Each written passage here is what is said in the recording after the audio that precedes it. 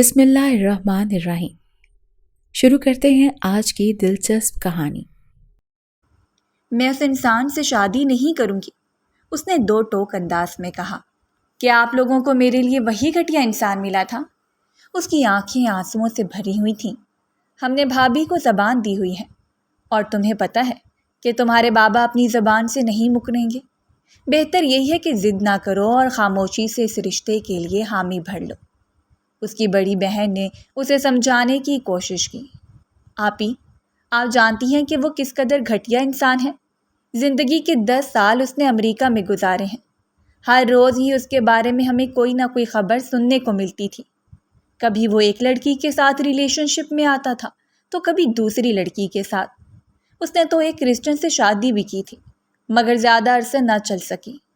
تمہیں یہ ساری باتیں کون بتاتا رہتا ہے؟ اس بارے میں تو مجھے نہیں پتا، لیکن جس نے بھی تمہیں بتایا ہے جھوٹ بولا ہے۔ ایسا کچھ بھی نہیں ہے، اس کی بہن نے اس کو غصے سے کہا۔ اس میں کچھ بھی جھوٹ نہیں ہے۔ میں جانتی ہوں کہ وہ ایک گھٹیا ترین انسان ہے اور میں اسے کسی بھی صورت شادی نہیں کروں گی۔ اس نے اپنا آخری فیصلہ سنایا اور تن فن کرتے ہوئے اپنے کمرے میں چلی گئی۔ رات تقریباً 11 بجے کا وقت تھا جب اس کو محسوس ہوا کہ کسی نے اس کی بالکنی میں لگے پردے کے پیچھے کسی کا سایہ نظر آیا۔ وہ کوئی مرد تھا جس نے سر پر پی کیپ پہن رکھی تھی۔ اس نے جلدی سے چادر اوڑھی اور اپنے چہرے کو ڈھانپ لیا۔ اس سے پہلے کہ وہ کمرے سے باہر نکلنے کی کوشش کرتی، اس مرد نے پھٹتی کا مظاہرہ کیا اور اس کے سامنے آ کر کھڑا ہو گیا۔ وہ کوئی اور نہیں بلکہ حمزہ صاحب تھے۔ یہ کیا بدتمیزی ہے؟ کیا تمہیں طور طریقے بھول گئے ہیں؟ وہ حلق کے بل چلاتے ہوئے بولی، جبکہ وہ اس کی بات کو مکمل طور پر نظر انداز کی اس کے سامنے جا کر کھڑا ہو گیا۔ میرا یہ ہرگز مقصد نہیں تھا، اس لیے ہی میں نے اندر داخل ہونے سے پہلے اچھی خاصی آواز پیدا کی تھی تاکہ تم چکنا ہو جاؤ۔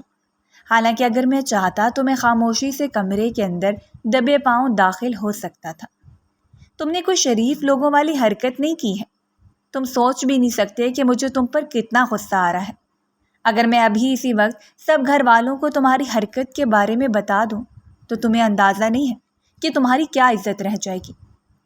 وہ انگلی اٹھا کر اسے دھمکی دیتے ہوئے بولی تو وہ کھل کر مسکرا دیا۔ اگر تم چاہو تو بتا سکتی ہو، مجھے کوئی مسئلہ نہیں ہے، مگر ایک بات میں تمہیں کلیئر کر دیتا ہوں کہ مجھے کوئی نقصان ہی پہنچے گا۔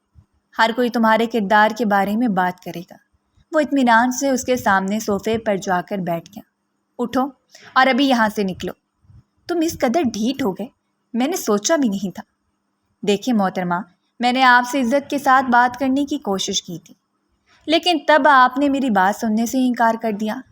میرے پاس اس کے علاوہ دوسرا کوئی راستہ نہیں تھا۔ میں جانتا ہوں کہ یہ طریقہ بہت غلط ہے اور ایک شریف اور پردہ دار لڑکی کے ساتھ اس طرح کی حرکت کسی کو بھی نہیں کرنی چاہیے، مگر میں کیا کروں؟ میں مجبور ہو گیا تھا۔ اپنی ماں کو بھی 5 سے 6 بار بھیج چکا ہوں، بہن سے بھی بات کر چکا ہوں، آپ کی امی کے پاس بھی آ چکا ہوں۔ صرف آپ ہی رہ گئی تھیں کیونکہ مجھے تم میں کوئی انٹرسٹ نہیں ہے۔ حمزہ صاحب، میں تمہیں پسند نہیں کرتی اور نہ ہی تم اس قابل ہو کہ میں تم سے شادی کروں۔ تم جن عیاشیوں میں ڈوبے ہوئے ہو، بہتر یہی ہے کہ انہی عیاشیوں میں ڈوبے رہو اور مجھ سے 100 فٹ کے فاصلے پر رہو۔ اس کے ماتھے پر بل پڑے ہوئے تھے جبکہ اس کی آنکھیں بھی غصے کی وجہ سے لال تھیں۔ رہ رہ کر اس کو طیش آ رہا تھا کہ آخر حمزہ میں اتنی ہمت کیسے پیدا ہوئی کہ وہ اس کے کمرے کے اندر داخل ہو گیا۔ وہ تو شکر تھا کہ اس کی آنکھ کھل گئی تھی، اور اگر اس کی آنکھ نہ کھلتی، یہ سوچ کر ہی اس کا دل خوف سے لرزنے لگا۔ یا اللہ، مجھے صبر عظیم عطا فرما۔ اس کے دل میں ایک بار پھر سے حمزہ کے لیے نفرت پیدا ہو گئی تھی، جبکہ وہ نہیں جانتا تھا کہ اس کی یہ حرکت کس قدر سنگین ہے۔ وہ تو 10 سال امریکہ میں رہا تھا اور اس کے لیے یہ سب کچھ بہت ہی نارمل تھا۔ اسے کبھی بھی کسی عورت سے محبت نہیں ہوئی تھی۔ ہاں، یہ بات سچ تھی کہ اسے بہت سی عورتوں کی ذات سے دلچسپی ہوتی تھی اور بہت سی عورتیں اس کی زندگی میں بھی آ چکی تھیں، مگر اس نے کبھی بھی کسی سے شادی کے بارے میں نہیں سوچا تھا۔ رباب اب وہ پہلی لڑکی تھی جس نے اس کے دل کے دروازے پر دستک دی تھی، اور اب وہ ہر حال میں اس کو حاصل کرنا چاہتا تھا۔ وہ اپنے باپ کا ضدی بیٹا تھا۔ بچپن سے ہی جس چیز کی خواہش کی تھی، اس کے گھر والوں نے وہ چیز اس کے قدموں میں لا کر رکھ دی تھی۔ اور وہ اپنی پسندیدہ چیزوں کو حاصل کرنے کے لیے کسی بھی حد سے گزرنے کے لیے تیار ہو جاتا تھا۔ رباب سے جب اس نے یہ بات کی تو وہ اس کی آنکھوں میں آنکھیں ڈالتے ہوئے کہنے لگی، میں ایک انسان ہوں، کوئی چیز نہیں۔ میرے احساسات اور جذبات ہیں، میں پتھر کی نہیں بنی ہوئی اور نہ ہی پلاسٹک کی گڑیا ہوں کہ تم لوگوں کا جہاں دل کرے گا تم لوگ مجھے لے جاؤ گے۔ چھوٹی سی لڑکی، میں تمہیں صرف اتنا بتانا چاہتا ہوں کہ میں ہر حال میں تم سے ہی شادی کروں گا۔ مجھے تم سے محبت ہو گئی ہے۔ آپ کی محبت سے میں بہت اچھے طریقے سے واقف ہوں۔ آپ کو ہر روز ہی کسی نہ کسی عورت سے محبت ہو جاتی ہے، اس میں زیادہ بڑا مسئلہ نہیں ہے۔ کچھ دنوں کے لیے میرے بارے میں نہیں سوچیں گے تو آپ مجھے بھی بھول جائیں گے۔ مسئلہ ہی یہی ہے چھوٹی سی لڑکی کہ میں تمہارے بارے میں سوچنا چھوڑ ہی نہیں سکتا ہوں۔ تم میرے ذہن اور میرے حواسوں پر سوار ہو گئی ہو، تمہارے علاوہ مجھے اور کچھ نظر ہی نہیں آتا ہے۔ پلیز آپ یہاں سے جائیں، اس طرح کے فضول ڈرامے بازیوں کے لیے میرے پاس وقت نہیں ہے۔ میں نے صبح فجر کی نماز کے لیے اٹھنا ہے۔ اس نے گھڑی پر ایک نظر ڈالی، رات کے 11 بج رہے تھے۔ سب گھر والے ہی جاگ رہے تھے، صرف وہی تھی جو سونے کے لیے 10 بجے ہی لیٹ جاتی تھی۔ دروازے پر دستک ہوئی، وہ یکدم ہی گھبرا کر ایک نظر سامنے کھڑے حمزہ پر ڈالی جو کہ کھڑکی کی طرف بڑھ گیا تھا۔ جیسے ہی اس نے بالکونی کی سائڈ پر لگے پائپ کو پکڑا، اس نے جلدی سے بالکونی کا دروازہ بند کر دیا اور گہرے گہرے سانس لینے لگی۔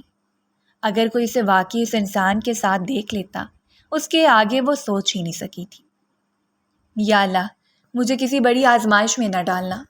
اس نے بے ساختہ اپنے رب سے دعا کی دستک دینے والے صرف ایک بار ہی دروازہ بجا کر چلا گیا تھا۔ شاید اس کو بھی اندازہ تھا کہ وہ چھوٹی سی لڑکی نیند کی گہری وادیوں میں ڈوب چکی ہوگی۔ صبح جب اس کی آنکھ کھلی تو اس کے سر میں شدید درد ہو رہا تھا۔ حمزہ کی والدہ دوبارہ سے لاؤنج میں بیٹھے اس کی امی کی منتیں کر رہی تھیں۔ دیکھیں بیگم صاحبہ، ہمارا صرف ایک ہی بیٹا ہے، ہمارا جو کچھ ہے وہ اس کا ہی ہے۔ اس نے ہی بعد میں اپنے بابا کا کاروبار بھی سنبھالنا ہے، پیسوں کی کوئی کمی نہیں ہے۔ میرا بیٹا بھی ایک اچھے کردار کا مالک ہے۔ یہ سن کر اس کے لوگوں پر ایک پھیکی سی مسکراہٹ پھیل گئی۔ کم سے کم انسان کو اتنے جھوٹ تو نہیں بولنے چاہیے کہ وہ بعد میں ڈیفینڈ کر سکے۔ اس نے کچن کے اندر داخل ہوتے ہوئے طنزی انداز میں کہا، اس میں کون سا جھوٹ ہے؟ وہ ٹھیک ہی تو کہہ رہی ہیں، حمزہ میں کوئی خرابی نہیں ہے، مگر تمہیں نہ جانے کیا ہو گیا ہے، تم دماغ کچھ زیادہ ہی آسمان پر ہے۔ اسے نیچے اتارو تاکہ تمہیں باقی لوگ بھی نظر آئے۔ میں جانتی ہوں کہ تم ایک مضبوط کردار کی مالک ہو اور بہت پردہ دار بھی ہو، مگر دوسروں کو جج کرنا ٹھیک نہیں ہوتا ہے، وہ بھی اس وقت تک جب تک ہم سب کچھ اپنی آنکھوں سے نہ دیکھیں۔ تم کھلے عام اس پر بہتان لگاتی ہو، یہ بہتان نہیں ہے، وہ چیختے ہوئے بولی تھی۔ اپنی آواز نیچی رکھو، چھوٹی ہو تو چھوٹی ہی رہو۔ اس کی بڑی بہن نے اس کو ڈانٹا تو وہ برے برے منہ بنانے لگی۔ مجھے یہ بتاؤ کہ تمہارا شوہر کیا تمہیں اپنے گھر پر برداشت نہیں کرتا، جو ہر روز ہی منہ اٹھا کر یہاں پر چلی آتی ہو؟ اس بار تو میں اپنے میاں جی سے تقریباً 1 مہینے کا وقت لے کر آئی ہوں، اپنی بہن کو رخصت کر کے یہاں سے جاؤں گی، وہ اس کو چراتے ہوئے بولی۔ رباب پاؤں پٹک کر رہ گئی تھی۔ میں تم سب لوگوں کو دیکھ لوں گی۔ ہاں ہاں ٹھیک ہے، ہم لوگ بھی دیکھ لیں گے۔ رباب کے بابا کچھ دنوں سے ایک امپورٹنٹ میٹنگ کے سلسلے میں کینیڈا گئے ہوئے تھے، یہی وجہ تھی کہ وہ اپنے بھائی سے مل نہیں پا رہے تھے۔ آج شام کے وقت ہی ان کی واپسی تھی۔ حمزہ کی امی نے دوبارہ سے شام کے وقت آنے کی بات کی تھی، کیونکہ ایک بار اب وہ اپنے بڑے بھائی سے بات کرنا چاہتی تھی، کیونکہ آخری اور فائنل ڈیسیجن تو انہوں نے ہی دینا تھا۔ رباب اب کی بار اپنی ماما کے کمرے میں چلی گئی اور ان کی گود میں سر رکھ کر روتے ہوئے کہنے لگی، امی کیا میں آپ کے اوپر بوجھ ہوں؟ ارے نہیں میری جان، تمہیں یہ سب کس نے کہا ہے؟ امی جان پھر آپ میرے ساتھ ایسا کیوں کر رہی ہیں؟ کسی ایسے انسان کے ساتھ میری شادی کیسے کر سکتی ہیں جس کو میں ذرا بھی پسند نہیں کرتی ہوں؟ بیٹا وہ شخص تمہارے لیے بالکل پرفیکٹ ہے، میں نے اس شخص کی آنکھوں میں تمہارے لیے پسندیدگی دیکھی ہے، اور یہ رشتہ تو بہت پہلے ہی طے ہو چکا تھا۔ بچپن میں ہی تمہارے تایا نے ایک بار تمہارے بابا سے اس بارے میں بات کی تھی، مگر پھر بعد میں یہ رشتہ ٹوٹ بھی گیا تھا۔ اس نے اپنی ماں کو یاد کروانا چاہا، ٹوٹا نہیں تھا، بس کسی نے اس بارے میں کوئی بات نہیں کی تھی، اور اب جب دوبارہ سے تمہاری تائی جان یہاں پر آئی ہیں تو مجھے لگتا ہے کہ اس بار تو وہ تمہیں اپنے ساتھ لے کر ہی جائیں گے۔ پیار سے انہوں نے اپنی بیٹی کے بال سمیٹتے ہوئے کہا تو وہ برے برے منہ بنانے لگی۔ شام کے وقت فائنل ڈیسیژن ہو گیا تھا۔ اس کے نکاح کی ڈیٹ فکس ہو گئی تھی۔ حمزہ کا خوشی کے مارے برا حال تھا۔ اس کا دل کر رہا تھا کہ وہ بھنگڑے ڈالنا شروع کر دے، لیکن چونکہ 10 سال تک وہ پاکستان سے باہر رہا تھا اس لیے بھنگڑے بھی بھول گیا تھا۔ شادی کی ڈیٹ 8 مہینے بعد رکھی گئی تھی کیونکہ ابھی رباب کا 7واں سیمسٹر چل رہا تھا۔ فیصلہ کیا گیا تھا کہ جیسے اس کی ڈگری ختم ہوگی اس کی رخصتی کروا دی جائے گی۔ رباب کا رو رو کر برا حال تھا۔ ابھی بیوٹیشین 2 بار اس کا میک اپ ٹھیک کر چکی تھی مگر آنسو تھے کہ رکنے کا نام ہی نہیں لے رہے تھے۔ اللہ تعالیٰ میرے ساتھ اتنی بڑی ناانصافی کیسے کر سکتے ہیں؟ وہ دوبارہ سے اپنے رب سے شکوے شکایات کرنے لگی۔ اللہ تعالیٰ میں نے کبھی بھی کسی غیر مرد کو اپنی جانب دیکھنے کی اجازت نہیں تھی، اور آپ نے میری زندگی میں ایک ایسا لکھ دیا ہے جو کبھی عورتوں کی محفل سے باہر نکلا ہی نہیں، جس کی زندگی میں عورتیں ہی عورتیں ہیں۔ میں کیسے اس انسان کے ساتھ گزارا کروں گی؟ مجھے تو اس سے شدید نفرت ہے۔ اس کے بارے میں سوچتی ہوں تو دل میں تکلیف ہوتی ہے۔ میں کیسے اس کی عزت کروں گی؟ کیسے اس کو اپنے شوہر کا درجہ دوں گی؟ یہی باتیں جب اس نے اپنی بہن سے کہیں تو اس کی بہن پریشان ہو گئی۔ دیکھو رباب، ہر انسان میں خامیاں ہوتی ہیں، ضروری نہیں ہے کہ ہر شخص پرفیکٹ ہو۔ تمہارے ساتھ کوئی زبردستی نہیں کر رہا ہے، یہ تمہارے نصیب میں تھا۔ تم اس بات کو سمجھتی کیوں نہیں ہو؟ مجھے اپنے نصیب پر بھی رونا آ رہا ہے۔ اب تم کفر کر رہی ہو۔ یہ کفر نہیں ہے، یہ شکوہ شکایت ہے۔ شکوہ کفر ہی ہوتا ہے۔ تم اپنے رب کے فیصلے کے خلاف جانے کی باتیں کر رہی ہو۔ مجھے نہیں سمجھ لگ رہی کہ میں کیا کروں۔ بس سب کچھ وقت پر چھوڑ دو، جو جیسا ہو رہا ہے اس کو ویسا ہی ہونے دو۔ دیکھنا کہ راستے خود بخود کھل جائیں گے اور ساری چیزیں خود بخود واضح ہو جائیں گی۔ رباب کے دل میں آیا کہ وہ اسے حمزہ کی اس دن والی حرکت کے بارے میں بتا دے جب وہ آدھی رات کے وقت اس کے کمرے میں داخل ہو گیا تھا، مگر پھر کچھ سوچ کر خاموش ہو گئی۔ اس کا نکاح حمزہ سے ہو چکا تھا، وہ اس کے نام کی ہو گئی تھی۔ حمزہ کی انگ انگ سے خوشی پھوٹ رہی تھی۔ وہ اپنی محبت کے حاصل ہو جانے کے نشے میں چور تھا۔ دیکھا بیگم صاحبہ، میں نے کہا تھا نا کہ آپ کو حاصل کر کے ہی رہوں گا۔ یہ سن کر وہ غصے سے اس کو گھورنے لگی۔ حمزہ نے بے ساختہ اپنے سینے پر ہاتھ رکھا۔ اگر اس طرح سے گھورو گے تو یہ دل غائل ہو جائے گا۔ اس نے اپنے نکاح پر بھی نقاب کیا ہوا تھا۔ آج فائنلی وہ دن آ گیا تھا جب میں تمہارا حسین چہرہ دیکھوں گا، اس کا کھل کر دیدار کروں گا اور اس پر اپنی محبت کا نقش ثابت کروں گا۔ اس کی یہ بات سن کر وہ جی جان سے لرز اٹھی۔ اس کی آنکھوں میں ایک بار پھر سے آنسو چمکے تھے۔ یا اللہ، میرے ساتھ ہی کیوں؟ ایک ایسا مرد جو کہ ہر عورت کے ساتھ یہ سب کچھ کر چکا ہے، اس کے ساتھ وہ کیسے گزارا کر سکتی تھی؟ اس کا دل تھا کہ پھٹنے کو تیار ہو گیا تھا، جبکہ حمزہ اس کی سوچوں سے مکمل طور پر انجان اپنے رب کا لاکھ لاکھ شکر ادا کر رہا تھا۔ آنٹی، کیا میں سے تھوڑی دیر کے لیے مل سکتا ہوں؟ اس نے اپنی ساس سے اجازت طلب کی۔ ہاں بیٹے ضرور، اب تو ویسے بھی وہ تمہاری بیوی ہے، تم نے جو بات کرنی ہے کر لو۔ وہ اس چیز سے انجان تھی کہ حمزہ اس کے کمرے میں آ جائے گا۔ اس وقت وہ شیشے کے سامنے بیٹھی اپنے زیورات اتار رہی تھی۔ چہرے پر تھکاوٹ کے تاثرات تھے۔ اس کا دل کر رہا تھا کہ جلدی سے یہ سب کچھ اتارے اور پھر گہری نیند سو جائے۔ دوپٹہ اس نے بیڈ پر پھیلایا ہوا تھا۔ اپنے لمبے سے بال وہ کھول چکی تھی اور اب اس وقت اپنے جھمکے اتار رہی تھی۔ جب شیشے میں نظر آنے والے عکس کو دیکھ کر وہ اپنی جگہ پر جم گئی۔ اس کے ہاتھ ساکت ہو گئے تھے، جبکہ پلکیں بھی ہولے لرز رہی تھیں۔ ماشاءاللہ، وہ اسے 10 سالوں میں پہلی بار دیکھ رہا تھا اور پہلی نظر میں اس کا دیوانہ ہو گیا تھا۔ حمزہ کے دل میں اس کے لیے عزت مزید بڑھ چکی تھی۔ اس کا دل زور زور سے دھڑک رہا تھا۔ وہ اپنے رب کا لاکھ لاکھ شکر ادا کر رہا تھا جس نے اس کے نصیب میں اس قدر خوبصورت اور پاکیزہ بیوی لکھنی تھی۔ وہ چھوٹے چھوٹے قدم اٹھاتا ہوا اس کے پاس آیا، اس کو کندھے سے پکڑ کر اٹھایا، اس کا چہرہ اپنی جانب موڑا، اس کی تھوڑی کو بلند کرتے ہوئے اس کی آنکھوں میں دیکھا۔ ماشاءاللہ، وہ دوسری بار پھر سے بولا۔ بے ساختہ اس نے اس کی آنکھوں کو چوم ڈالا۔ اس وقت ہی رباب کے وجود کو جھٹکا لگا۔ وہ تیزی سے پیچھے کی طرف ہٹ کر کھڑی ہو گئی۔ مجھ سے دور ہو جاؤ، اس نے 2 ٹوک انداز میں کہا۔ پہلے تو حیران ہو گیا، بعد میں اس کے ماتھے پر بل پڑ گئی۔ یہ کیا بدتمیزی ہے؟ آج تو تم نے یہ حرکت کی ہے، مگر دوبارہ اس طرح کی حرکت نہ کرنا، ورنہ مجھ سے برا کوئی بھی نہیں ہوگا۔ تم میری بیوی ہو، میں تم پر حق رکھتا ہوں۔ جب تک تم پر حق نہیں رکھتا تھا تب تک تمہارے پاس بھی نہیں آیا۔ تمہیں ہاتھ لگانا تو دور کی بات، وہ غصیلے لہجے میں بولا۔ رباب آنکھوں میں آنسو لیے اس کے چہرے کو دیکھ رہی تھی، اور حمزہ نے بے ساختہ سوچا کہ یہ لڑکی تو روتے ہوئے بھی اس قدر حسین لگتی ہے، جب وہ رویا کرے گی تو اسے کیسے چپ کروایا کرے گا؟ وہ تو اس کی آنکھوں کے سمندر میں ہی ڈوب جایا کرے گا۔ پھر اپنی ہی سوچ پر اسے ہنسی آ گئی۔ اب یہاں پر کیوں آئے ہو تم نے جو کچھ چاہا وہ تمہیں حاصل ہو گیا، اب تم مزید کیا چاہتے ہو؟ میری جان، میں تو تمہیں چاہتا ہوں، اپنا بنانا چاہتا ہوں۔ پہلے میں سوچ رہا تھا کہ 8 مہینوں کے بعد رخصتی کروں گا، لیکن میں نے فیصلہ کیا ہے کہ 1 مہینے کے بعد ہی رخصتی یہ ڈیٹ فائنل کر دوں۔ تم ایسا کچھ بھی نہیں کرو گے، ورنہ مجھ سے برا کوئی بھی نہیں ہوگا۔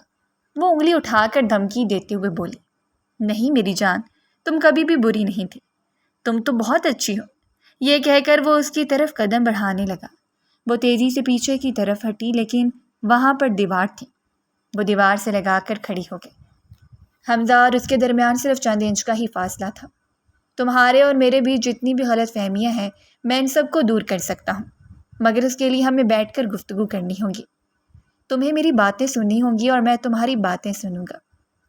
مجھے آپ پر یقین نہیں ہے، مجھے پتہ ہے کہ آپ ایک نمبر کے دھوکے باز انسان ہیں، وہ نفرت بھرے لہجے میں چلاتے ہوئے بولی تھی۔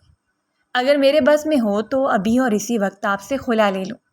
اس سے پہلے کہ وہ مزید کچھ کہتی، حمزہ نے اس کا منہ دبوچ لیا۔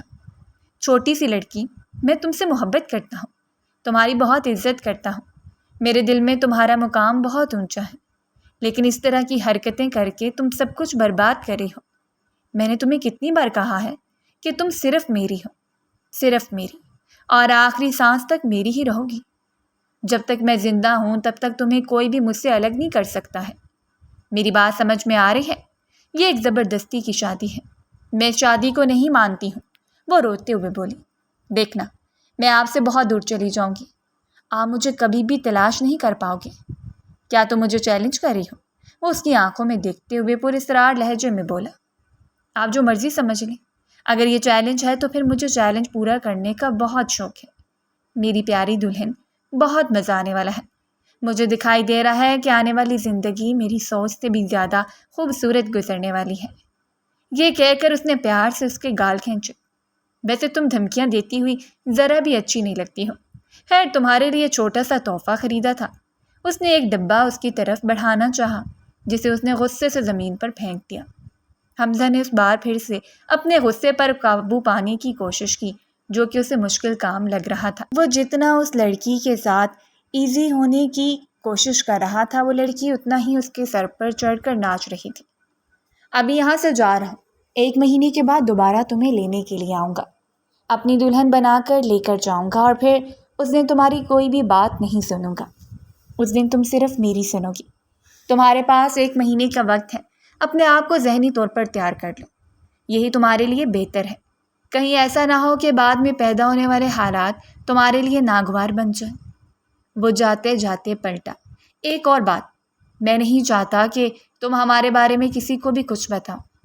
مجھے اچھی طرح سے پتہ ہے کہ کیا کرنا چاہیے اور کیا نہیں۔ وہ چیختے ہوئے بولی۔ آپ پلیز یہاں سے جائیں، میں آپ کی شکل بھی نہیں دیکھنا چاہتی ہوں۔ حمزہ نے کبھی بھی زندگی میں اپنے آپ کو اتنا بے بس اور مجبور محسوس نہیں کیا تھا، جتنا بے بس وہ چھوٹی سی لڑکی کے سامنے ہو جاتا تھا۔ اگر اس کی جگہ پر کوئی اور عورت یا پھر کوئی مرد ہوتا تو وہ اس کو سبق سکھا دیتا، مگر اب تو اس کے سامنے اس کی پسندیدہ عورت کھڑی تھی۔ وہ جلد بازی میں اس کے کمرے سے باہر نکلا، اس کی بہن سے ٹکراتے ٹکراتے بچا تھا۔ کیا ہوا ہے؟ کیا سب کچھ ٹھیک ہے؟ مس انڈرسٹینڈنگ کلیئر ہو گئی ہے؟ کہاں باجی؟ وہ تو میری کوئی بھی بات سننے کے لیے تیار ہی نہیں ہے۔ پتہ نہیں کون سا بھوت اس کے ذہن پر چلا ہوا ہے۔ اس نے کس نے بتایا ہے کہ امریکہ کے لوگ عیاش طبیعت کے مالک ہوتے ہیں؟ قسم خدا کی، جو اپنی مرضی سے کسی بھی عورت کو ہاتھ بھی لگایا ہو۔ کیا مطلب؟ کیا تم اپنی مرضی کے خلاف ان کو ہاتھ لگاتے تھے؟ ارے نہیں باجی، وہ مجھ پر ایسے گناہوں کا الزام ڈال رہی ہے جن کے بارے میں نے کبھی سوچا بھی نہیں تھا، اور وہ سمجھ رہی ہے کہ میں وہ سب کچھ کر چکا ہوں۔ واہ میرے مولا، سبحان تیری قدرت! وہ اس تھکے ہوئے لہجے میں بولا تھا کہ نہ چاہتے ہوئے بھی اس کی سالی مسکراتی۔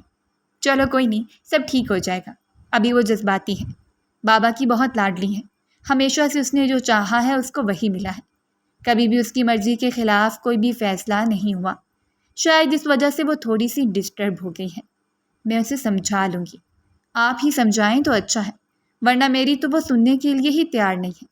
یہ کہتا وہ لمبے لمبے ڈٹ بھرتا ہوا کمرے سے نکل گیا۔ اس کے بعد وہ کمرے میں داخل ہوئی تو رباب نے اس کو 2 ٹوک انداز میں کہہ دیا، فی الحال میں کسی سے بھی بات کرنے کے موڈ میں نہیں ہوں، میں سونا چاہتی ہوں، تم یہاں سے چلی جاؤ۔ اس کی عشاء کی نماز بھی قضا ہو گئی تھی، سب لوگوں نے اسے بہت منع کیا تھا کہ کوئی ضرورت نہیں ہے یونیورسٹی جانے کی، 1-2 دن تھوڑا سا آرام کرو، مگر پھر اس نے کبھی کسی کی بات نہیں سنی اور پھر اگلے دن یونیورسٹی چلی گئی، کیونکہ جتنی دیر گھر میں رہتی ڈپریشن کا شکار ہو جاتی، ہر وقت ہی اس سے آدمی کی باتیں چلتی رہتی تھیں۔ اس کی اماں تو حمزہ کا نام لیتے نہ تھکتی تھی، اور بہن وہ تو اس کی تعریفوں میں زمین آسمان کے قصیدے ملا دیتی تھی۔ یار یہ تم کیا کہہ رہی ہو؟ حمزہ تو وہی ہے جو تمہارا امریکہ والا کزن تھا۔ اس کی سہیلی نے جب اس کی بات سنی تو حیرت سے اس کے چہرے کی طرف دیکھنے لگی۔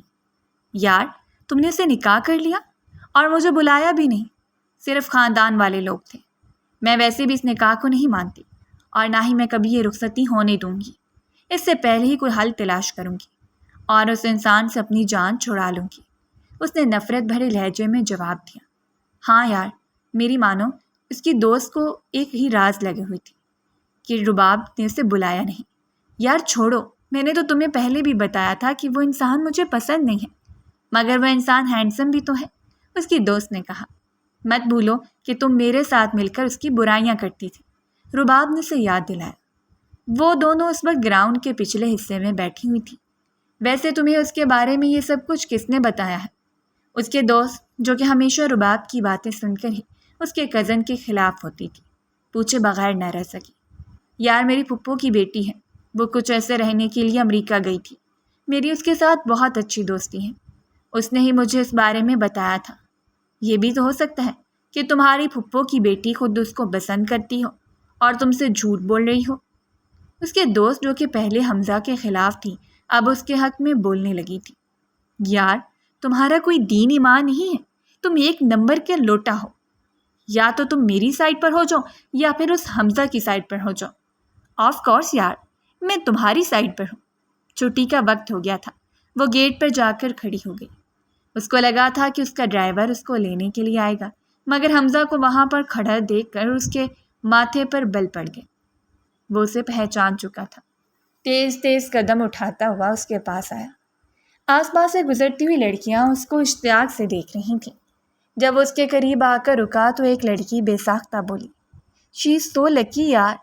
اس نے اس لڑکی کو کینا تو نظروں سے برا تو وہ مسکراتے ہوئے کہنے لگا، اگر تم غور کرو تو وہ لڑکی ٹھیک ہی کہہ رہی ہیں، تم واقعی بہت لکی ہو۔ اس کا مطلب یہ ہے کہ وہ لڑکی ابھی تمہاری حقیقت کے بارے میں جانتی نہیں ہے۔ حمزہ، جو کہ اس کے مسکراتے ہوئے دیکھ رہا تھا، اس کی مسکراہٹ فوراً ہی غائب ہو گئی تھی۔ میں فی الحال تم سے بحث نہیں کرنا چاہتا ہوں اور اپنا موڈ خراب نہیں کرنا چاہتا ہوں، چلو شاباش جلدی سے گاڑی میں جا کر بیٹھو، میں بھی آتا ہوں۔ میں نے تمہارے ساتھ نہیں جانا، وہ 2 ٹوک لہجے میں بولی۔ میں تم سے پوچھ نہیں رہا بلکہ تمہیں بتا رہا ہوں، میں تمہاری غلام نہیں ہوں، تم میری بیوی ہو، میری بات ماننا تم پر فرض ہے، اور تم نے اتنا دین پڑھ لیا ہے تو اس بارے میں بھی پتہ ہوگا کہ شوہر کا حکم ماننا بیوی پر فرض ہوتا ہے۔ میں تمہیں اپنا شوہر تسلیم ہی نہیں کرتی، تمہیں لگتا ہے؟ میڈم صاحبہ گاڑی آپ کا انتظار کر رہی ہے، جلدی سے میرے ساتھ چلیں۔ مجھے امید ہے کہ آپ یہ ہرگز پسند نہیں کریں گی کہ میں آپ کو اپنے کندھے پر اٹھا کر لے جاؤں، یقیناً آپ اس میں شرم محسوس کریں گی۔ وہ مؤدبانہ انداز میں اس کے سامنے گردن جھکا کر کھڑا اس کو اپنے ارادوں سے واقف کروا رہا تھا۔ میں تمہارا خون پی جاؤں گی، وہ دانت پیستے ہوئے کہنے لگی۔ میرا سب کچھ آپ کا ہی ہے میری جان، وہ بائیں آنکھ مارتے ہوئے بولا تو وہ نہ چاہتے ہوئے بھی اس کے ساتھ گاڑی میں جا کر بیٹھی۔ اس کی دوست پیچھے سے بھاگتی ہوئی آئی۔ پلیز مجھے بھی اپنے ساتھ لے کر جاؤ، اس نے ایک نظر حمزہ پر ڈالی۔ واو، اس کے منہ سے بے ساختہ نکلا۔ رباب کا دل کر رہا تھا کہ وہ اپنی دوست کا بھی گلا قلم کر دے۔ چلو بیٹھو تم بھی گاڑی میں، اس نے گاڑی پر زور دے کر دانت پیستے ہوئے کہا، تو وہ اپنی بتیسی دکھاتے ہوئے گاڑی میں بیٹھ گئی۔ آپ تو بہت ہی ہینڈسم ہیں، سب سے پہلے اس نے حمزہ کی تعریف کی تھی۔ وہ اپنی دوست سے دشمنی مول لے چکی تھی۔ وہ نہیں جانتی تھی یہ کل جب یونیورسٹی آئے گی تو رباب اس کا کیا حال کرے گی۔ تمہیں اپنی پرانی حویلی میں اترنا ہے نا؟ آج تم نے دادی سے ملنے کے لیے جانا تھا۔ ارے نہیں، میں اپنے ہی گھر جا رہی ہوں، وہ گھر تھوڑا سا دور ہے۔ آپ کو کوئی مسئلہ تو نہیں ہوگا حمزہ جیجو؟ نہیں، کوئی مسئلہ نہیں ہے، آپ آرام سے ایزی ہو کر بیٹھیے، میں آپ کو آپ کے گھر تک ڈراپ کر دوں گا، اس نے کھلے دل کا اظہار کرتے ہوئے کہا۔ رباب کی حالت ان لوگوں جیسی تھی جن کے ساتھ اپنے سب سے اہم وقت میں بے وفائی کرتے ہیں۔ جب وہ گاڑی سے اتری تو رباب نے دانت پیستے ہوئے کہا، تم مجھ سے کل ملنا۔ ٹھیک ہے میری جان، کل ملاقات ہوتی ہے۔ رباب کے چہرے پر پیار دیتی وہ لمبے لمبے ڈگ بڑھتی ہوئی وہاں سے چلی گئی۔ وہ اور حمزہ گاڑی میں خاموش بیٹھے ہوئے تھے۔ میں تمہیں اپنے ساتھ لنچ پر لے کر جا رہا ہوں، تمہاری ماما سے ملنے کی پرمیشن لے لی ہے۔ میں نے تمہارے ساتھ نہیں جانا، مجھے اپنی پھپھو سے ملنے کے لیے جانا ہے۔ پھپھو سے یا پھر ان کی فسادی بیٹی سے؟ تمہیں سے کیا مسئلہ ہے؟ دیکھو، میں نہیں جانتا کہ اس لڑکی نے تمہارے ذہن میں کیا ڈالا ہے، مگر مجھے اتنا اندازہ ہو گیا ہے کہ وہ تمہیں مجھ سے نفرت کروانے میں کامیاب ہو چکی ہے، اور یہی اس کا مقصد تھا۔ مجھے نہیں پتا کہ آپ کس بارے میں بات کر رہی ہیں۔ وہ میری بہت اچھی دوست ہے اور میں نے اس سے بہت ساری باتیں کرنی ہیں۔ اس کے پاس تو میں تمہیں لے کر نہیں جاؤں گا، تمہیں تمہارے گھر ہی ڈراپ کر دیتا ہوں۔ ٹھیک ہے، ہم نے پھر وہاں سے چلی جاؤں گی۔ دیکھو رباب، مجھے غصہ نہ دلا، میں تم سے بہت محبت کرتا ہوں، تمہاری بہت عزت کرتا ہوں۔ مجھے کوئی بھی ایسی حرکت کرنے پر مجبور نہ کرو کہ جس پر بعد میں خود بھی شرمندہ ہو جاؤں۔ آپ کو اچھا یا نیک بننے کی کوئی ضرورت نہیں ہے حمزہ صاحب، آپ جیسے ہیں ویسے آپ کھل کر سامنے آ سکتے ہیں، کیونکہ میں پہلے سے ہی آپ کی حقیقت جانتی ہوں۔ حمزہ نے یکدم ہی گاڑی پر بریک لگائی، وہ بری طرح سے سہم گئی۔ حمزہ نے اسے کندھے سے پکڑا اور اس کی آنکھوں میں گھورتے ہوئے کہا، ذرا مجھے بھی بتاؤ کہ میری کیا حقیقت ہے، مجھے بھی تو پتہ چلنا چاہیے کہ میں کس قدر گھٹیا انسان ہوں، اور میں نے ایسا کیا کر دیا ہے کہ تمہاری پاک دامنی پر ایک بہت بڑا داغ لگ گیا ہے، اور میں کتنا گنہگار ہوں کہ تم جیسی نیک اور پاک عورت مجھے ڈیزرو ہی نہیں کرتی ہے۔ وہ بہت ٹوٹا ہوا لگ رہا تھا۔ مجھے تم سے کوئی بات نہیں کرنی، اس نے نگاہیں چراتے ہوئے کہا۔ اس کی آنکھوں میں آنسو آ گئے تھے۔ مجھے گھر جانا ہے۔ میری ایک بات یاد رکھنا رباب صاحبہ، کہ آپ دوسروں کی وجہ سے اپنی زندگی کا سب سے خوبصورت ٹائم ضائع کر دیں گی۔ ابھی میں تم سے بے تحاشا محبت کرتا ہوں، تم جس قدر بے رخی دکھاؤ گی میں اتنا ہی تمہارے پیچھے آؤں گا، کیونکہ میں جانتا ہوں کہ میرا دل صرف تمہارے لیے دھڑکتا ہے۔ لیکن جس دن تم نے مجھے مایوس کیا یا جس دن یہ محبت کم ہو گئی، پھر اس دن مجھ سے شکوہ مت کرنا۔ مجھے تم سے شکوہ کرنے کی کوئی ضرورت نہیں ہے، کیونکہ میں نے تمہیں کبھی بھی خود سے محبت کرنے پر مجبور نہیں کیا۔ حمزہ نے اسے اس کے گھر کے دروازے کے سامنے ڈراپ کر دیا تھا۔ اس کے جانے کے بعد وہ بھاگتی ہی اپنے کمرے میں چلی گئی۔ کافی دیر تک وہ انتظار کرتی رہی کہ کب حمزہ کی گاڑی اس کے گھر کے سامنے سے ہٹے گی، اور جب وہ گاڑی وہاں سے چلی گئی تو اس نے اپنی بڑی بہن کو کہا کہ مجھے پھپھو کے گھر ڈراپ کر دو، مجھے جویریہ سے ضروری بات کرنی ہے۔ تم اسے فون پر بھی تو ساری باتیں کر سکتی ہو۔ نہیں، مجھے جا کر روبرو ہو کر اس سے باتیں کرنی ہیں۔ تو حمزہ کو کہہ دیتی، وہ تمہیں وہاں پر ڈراپ کر دیتا۔ ویسے بھی تمہیں گھر پر چھوڑنے کے لیے آیا تھا، اب کیا میں الگ سے تمہیں گاڑی میں بٹھا کر نکل جاؤں گی؟ تو کیا مسئلہ ہے؟ اپنے شوہر کے ساتھ گھومنے کے لیے تو ہر دوسرے دن ہی نکل جاتی تھی، میرے ساتھ جاتے ہوئے کیوں اتنی موت پڑ رہی ہے؟ تم بہت زیادہ بدتمیز ہو رہی ہو۔ اس کی بہن نے اسے باور کرانے کی کوشش کی۔ وہ اس کو اس کی پھپھو کے گھر ڈراپ کر آئی تھی۔ وہ جویریہ کے گلے لگ کر پھوٹ پھوٹ کر رونے لگی۔ میں اس انسان سے شادی نہیں کرنا چاہتی تھی، مگر گھر والوں نے میرے ساتھ زبردستی کی ہے۔ دیکھو، رونے کی یا پریشان ہونے کی ضرورت نہیں ہے، میں تمہارا درد بہت اچھی طرح سے سمجھتی۔ تم اتنی خوبصورت، پاک دامن اور پردے دار ہو، اور وہ شخص ایک نمبر کا گھٹیا انسان ہے جس نے باقی لوگوں کے ساتھ ساتھ میری زندگی بھی برباد کر دی تھی۔ جویریہ نے اس کا ہاتھ مضبوطی سے پکڑتے ہوئے کہا۔ اس کی آنکھوں میں بھی آنسو تیرنے لگے تھے۔ مگر فکر مت کرو، تمہاری بہن تمہارے ساتھ ہے، کسی بھی قسم کی زیادتی نہیں ہونے دے گی۔ مگر میں کیا اسے پیچھا کیسے چھڑاؤں؟ وہ تو کہتا ہے کہ وہ ہر حال میں مجھ سے نکاح کرے گا۔ اب تو اس نے رخصتی کی ڈیٹ بھی 7 مہینے پیچھے کر لی ہے۔ تم گھر سے بھاگ جاؤ۔ یہ تم کیا کہہ رہی ہو؟ اس کے علاوہ اب دوسرا کوئی راستہ نہیں ہے۔ میں اس میں تمہارا ساتھ دوں گی اور بعد میں تمہارے گھر والوں کو بھی سنبھال لوں گی۔ تم جانتی ہو کہ تمہارے گھر والے تم سے بہت محبت کرتے ہیں۔ بابا تم پر اپنی جان دیتے ہیں، وہ تمہیں معاف کر ہی دیں گے۔ تم مجھے وہ ثبوت کیوں نہیں دیتی جس میں تم نے حمزہ کو دوسری لڑکیوں کے ساتھ ڈانس کرتے ہوئے بھی پکڑا تھا اور پھر وہ بہت سی لڑکیوں کو اپنے کمروں تک بھی لایا تھا؟ وہ ہچکچاتے ہوئے بات کر رہی تھی۔ جویریہ کا چہرہ ایک لمحے کے لیے لال ہو گیا اور پھر سیاہ ہو گیا۔ وہ ثبوت تو گم ہو گئے ہیں، اس نے نگاہیں جھکاتے ہوئے شرمندگی سے کہا۔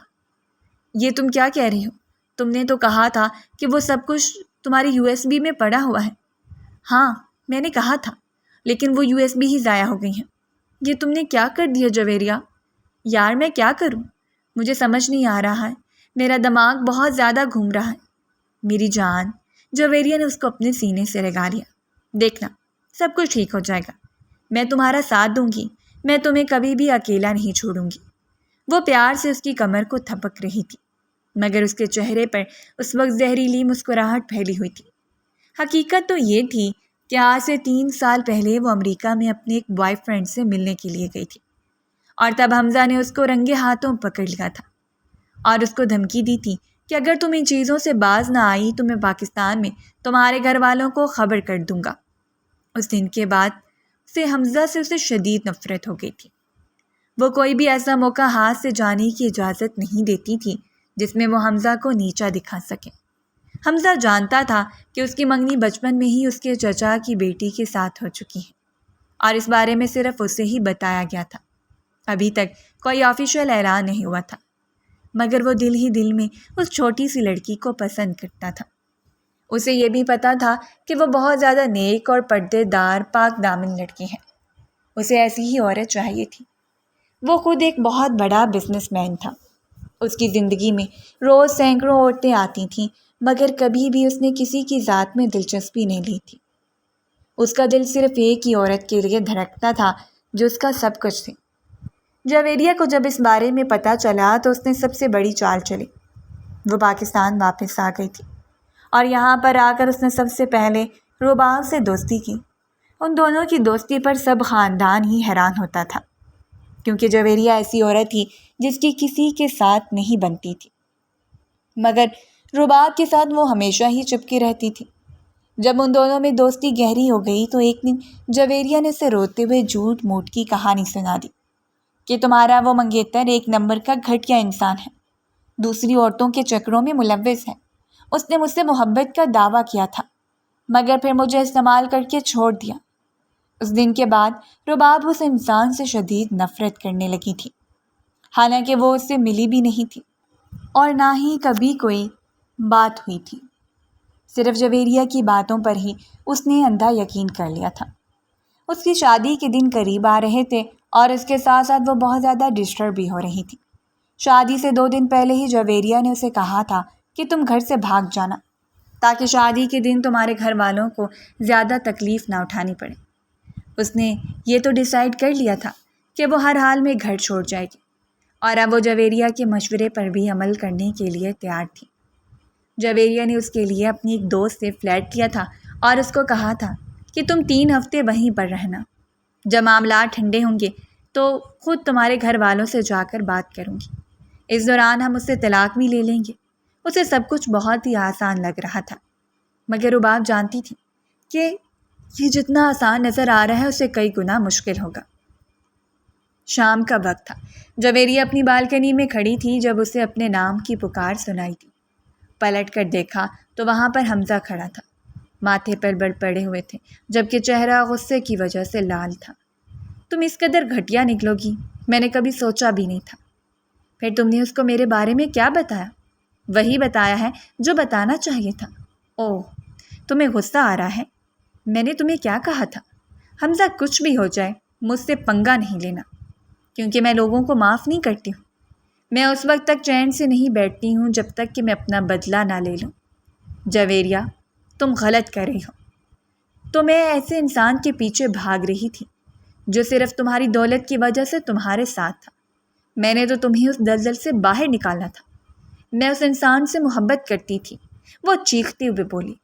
یہ محبت نہیں تھی بلکہ ٹائم پاس تھا، اور یہ بات تم بھی جانتی ہو۔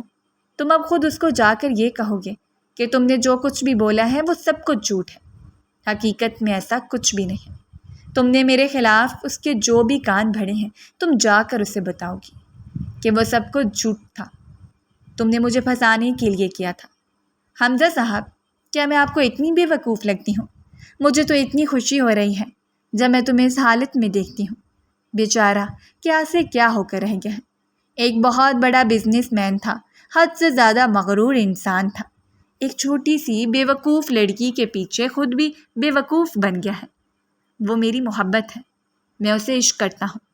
وہ تم سے 100 گنا بہتر ہے، تم اس کے پاؤں کی جوتی کے برابر بھی نہیں ہو۔ جویریہ اپنے غصے سے اپنی مٹھی بھینچ لی تھی اور پھر اپنے غصے پر قابو پاتے ہوئے کہا، جو بھی ہے جیسا بھی ہے، تم اسے کبھی بھی حاصل نہیں کر پاؤ گے، کیونکہ میں نے اس کے دل میں تمہارے لیے اس قدر نفرت ڈال دی ہے، اس قدر کہانیاں میں نے اسے سنا دی ہیں کہ وہ تمہاری بات پر یقین کرنے کے لیے تیار ہی نہیں ہو سکتی ہے۔ یہ کہہ کر اس نے حمزہ کو وہاں سے جانے کا اشارہ کیا۔ جویریہ صاحبہ، ویسے ایک چیز میں نے آپ سے سیکھی ہے۔ اوہ، خدا کا شکر ہے کہ آج وہ چیز میرے کام بھی آ گئی ہے۔ کیا مطلب؟ کس بارے میں بات کر رہے ہو؟ آپ کو بہت جلد پتہ چل جائے گا۔ میڈم صاحبہ، میرا کام مکمل ہو گیا، اب میں یہاں سے جاتا ہوں۔ وہ مسکراتا ہوا وہاں سے نکل گیا تھا، جبکہ جویریہ سوچ میں پڑ گئی تھی کہ آخر اس نے ایسا کیا کیا ہے جو اس کی بے چینی فوراً سے غائب ہو گئی ہے۔ گھر واپس جا کر اس نے اس چھوٹی سی لڑکی سے بات کرنا چاہی، مگر اس نے بات کرنے سے ہی انکار کر دیا اور بہانہ بنا دیا کہ میری طبیعت ٹھیک نہیں ہے، میں آرام کروں گی۔ آج رات کے وقت ہی اس نے گھر کی دہلیز پار کرنی تھی۔ وہ بہت زیادہ ڈری ہوئی تھی، اسے سمجھ نہیں آ رہا تھا کہ وہ کیا کرے۔ رات 11 بجے کا وقت تھا جب اسے جویریہ کی کال موصول ہوئی۔ کہاں پر رہ گئی ہو تم؟ ایک گھر کے پچھلے گراؤنڈ میں تمہارا انتظار کر رہی ہوں، جلدی سے آ جاؤ اور احتیاط سے آنا، کسی کو بھی شک نہ ہو سکے۔ ٹھیک ہے، تم فکر مت کرو، میں 5 منٹ میں وہاں تک پہنچتی ہوں۔ وہ دبے پاؤں کمرے سے باہر نکلی اور احتیاط سے گھر کے پچھلے حصے سے جویریہ کی گاڑی کی طرف بڑھ گئی۔ حمزہ، جو کہ اپنے کمرے میں آرام سے اپنے بیڈ پر لیٹا ہوا تھا اور اس چھوٹی سی لڑکی کی تصویر دیکھ رہا تھا، اچانک ہی اس کے موبائل پر نوٹیفیکیشن آیا۔ اس نے دیکھا کہ اس چھوٹی سی لڑکی کی لوکیشن تبدیل ہو گئی تھی۔ کچھ ٹائم پہلے ہی اس نے اس نادان لڑکی کے موبائل پر ایک ٹریکنگ ڈیوائس ایڈ کی تھی تاکہ پتہ لگا سکے کہ وہ کہاں پر جاتی ہیں، کیونکہ وہ جویریہ کے حوالے سے پہلے سے ہی ٹینشن میں تھا۔ اس چھوٹی لڑکی کے لیے کسی بھی قسم کا رسک نہیں لے سکتا تھا۔ جویریہ مطمئن انداز میں اس کو فلیٹ میں لے کے جا رہی تھی جہاں پر اس کا ایک دوست موجود تھا۔ اس نے رباب کا سودا کر دیا تھا۔ 10 لاکھ کی رقم اس کے اکاؤنٹ میں ٹرانسفر ہو چکی تھی۔ وہ حد سے زیادہ چالاک عورت تھی۔ وہ کوئی بھی ایسا کام نہیں کرتی تھی جس میں اس کا فائدہ نہ ہو، اور پھر اپنا مقصد حاصل کرنے کے لیے کسی بھی حد سے گزرنے کے لیے تیار ہو جاتی تھی۔ کل حمزہ کی حالت دیکھ کر اسے اتنا تو اندازہ ہو گیا تھا کہ وہ ہر حال میں اس لڑکی کا پیچھے آئے گا۔ اسی وجہ سے اب وہ رباب کو بدنام کرنا چاہتی تھی۔ اس کو فلیٹ کے اندر داخل کر کے وہ مسکراتے ہوئے بولی، چلو اب تم ریسٹ کرو اور کسی بھی چیز کی ٹینشن لینے کی ضرورت نہیں ہے، تمہاری بہن ہے، یہ سب کچھ سنبھال لے گی۔ تم کہاں پر جا رہی ہو؟ مجھے ایک ضروری کام کرنا ہے، صبح ہوتے ہی واپس آ جاؤں گی۔ کیوں؟ تم اندر سے لاک لگا لینا، یہ کہہ کر وہ اس کی بات سنے بغیر ہی وہاں سے چلی گئی۔ اس سے پہلے کہ وہ لاک لگاتی اسے انجانی سی آواز سنائی تھی۔ اس کا ہاتھ لاک پر رک گیا تھا۔ پیچھے پلٹ کر دیکھا تو کوئی بھی نہیں تھا۔ اسے کمرے سے اب آوازیں آ رہی تھیں۔ ڈرتے ڈرتے جب کمرے کا دروازہ کھولا تو سامنے ہی ایک نوجوان کھڑا تھا جو الماری کھولے اپنی شرٹس نکال رہا تھا۔ اوہ، تم آ گئی؟ سوری یار، میں تھوڑا سا مصروف ہوں، فارغ ہو کر تم سے ڈیٹیل میں بات کرتا ہوں۔ تم کون ہو؟ اس نے کانپتے ہوئے لہجے میں کہا۔ شٹ، تمہیں تو جویریہ نے کچھ بتایا بھی نہیں۔ چلو میں تمہیں بتا دیتا ہوں۔ جویریہ نے تمہارا سودا کیا ہے اور تمہارے بدلے مجھے 10 لاکھ کی رقم دی ہے۔ آج کی رات تو میرے ساتھ ہی رہو گی۔ یہ الفاظ نہیں تھے بلکہ پگھلا ہوا سیسا تھا جو کسی نے اس کے کانوں میں انڈیلا تھا۔ وہ ایک قدم پیچھے ہٹی، مگر اس سے پہلے اس کا ہاتھ پکڑ کر اسے اپنی جانب کھینچ رکھا تھا۔ اس سے پہلے کہ اس پر حاوی ہونے کی کوشش کرتا، کمرے کا دروازہ ایک زوردار آواز سے کھلا۔ اس کی بیوی اس وقت بے پردہ تھی اور پھوٹ پھوٹ کر رو رہی تھی۔ اس نے اس شخص کا گریبان پکڑ لیا اور اس کو مارنا شروع کر دیا۔ اس سے پہلے کہ اسے جان سے مارتا، رباب نے اسے روک دیا۔ اس دن حمزہ نے اس سے ساری ڈیٹیلز بتا دی تھی اور وہ ریکارڈنگ بھی سنا دی تھی جب وہ جویریہ سے باتیں کر رہا تھا، اور جویریہ نے اپنے منہ سے اس چیز کا اعتراف کیا تھا کہ وہ یہ سب کچھ حمزہ کو پھنسانے کے لیے کر رہی ہے تاکہ وہ اپنی محبت کو حاصل نہ کر پائے۔ اس کے بعد وہ اسے اس کے گھر چھوڑ کر چلا گیا تھا۔ دن تیزی سے گزرتے چلے جا رہے تھے۔ حمزہ کی اس سے کوئی بھی بات نہیں ہو رہی تھی۔ وہ اپنے کیے پر بہت زیادہ شرمندہ تھی۔ اسے احساس ہو گیا تھا کہ وہ غلطی ہے۔ شادی کا دن آ گیا تھا۔ وہ دلہن بنی اس کے کمرے میں بیٹھی ہوئی تھی۔ جیسے ہی حمزہ کمرے میں آیا، وہ رونا شروع ہو گئی۔ مجھے معاف کر دو، مجھ سے غلطی ہو گئی تھی، میں تمہارے قابل نہیں رہی۔ حمزہ نے پیار سے اس کے آنسو صاف کیے اور اسے اپنے سینے سے لگاتے ہوئے کہا، اس میں تمہارا کوئی قصور نہیں ہے۔ میں تم سے ناراض نہیں ہوں اور نہ ہی کبھی ناراض رہ سکتا ہوں۔ میں بس تمہیں تھوڑا سا وقت دے رہا تھا تاکہ تم خود اس معاملے کے بارے میں سوچو۔ اب خدا کا شکر ہے کہ تمہیں عقل آ گئی ہے۔ وہ اس کا چہرہ پیار سے تھپکتے ہوئے بولا، آپ سچ کہہ رہے ہیں نا، آپ مجھ سے ناراض نہیں ہیں اور نہ ہی آپ مجھ سے نفرت کرتے ہیں۔ تم پاگل تو نہیں ہو گئے؟ میں تم سے کیوں نفرت کروں گا؟ میں نے آپ کے کردار پر الزام لگایا تھا۔ چلو ماضی کی باتوں کو بھول جاؤ اور اپنے مستقبل کے بارے میں سوچو۔ وہ آنکھوں میں ستارے لیے اس کی طرف پیار سے دیکھتے ہوئے بولا تو وہ شرما گئی اور اپنے رب کا شکر ادا کرنے لگی جس نے اس کو ایک بڑی تباہی سے بچا لیا تھا۔ میں امید کرتی ہوں کہ آپ کو ہماری آج کی کہانی پسند آئی ہوگی۔ اگر کہانی پسند آئی ہے تو ہمارے چینل کو لائک اور سبسکرائب کر لیجیے اور کامنٹ سیکشن میں اپنی رائے کا اظہار ضرور کیجیے گا۔ شکریہ۔